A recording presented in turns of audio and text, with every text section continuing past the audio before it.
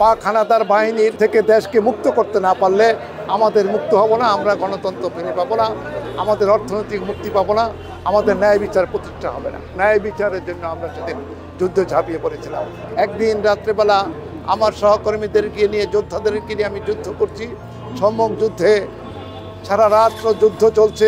একটা গভীর রাত্রে যখন যুদ্ধে গুলি চলছিল, ইতিমধ্যে আমার পাশে থেকে আমি শুনতে পেলাম যে আমার সহকর্মী গঙ্গাচ্ছে। আস্তে আস্তে গিয়ে পরে তাকে দেখলাম সে আর জীবিত নেই, সে মৃত।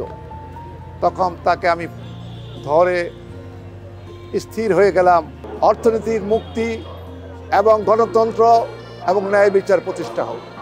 কিন্তু আমরা দেখতে পেলাম দেশের ন্যায় বিচারের পরিবর্তে আমরা দেখলাম একদলীয় শাসন ব্যবস্থা।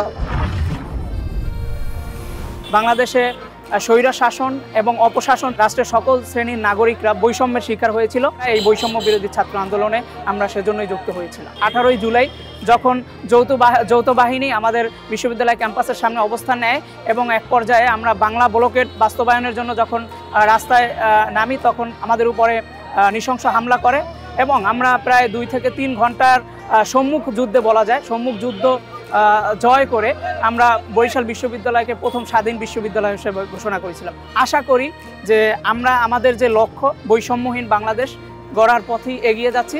এটি এখনো আমাদের স্বপ্ন পূরণ না হলেও আমরা এখনো আশাবাদী, নিকট ভবিষ্যতে আমরা আমাদের স্বপ্ন বাস্তবায়ন করতে পারবো, বৈষম্যহীন বাংলাদেশ উপহার দিতে পারবো।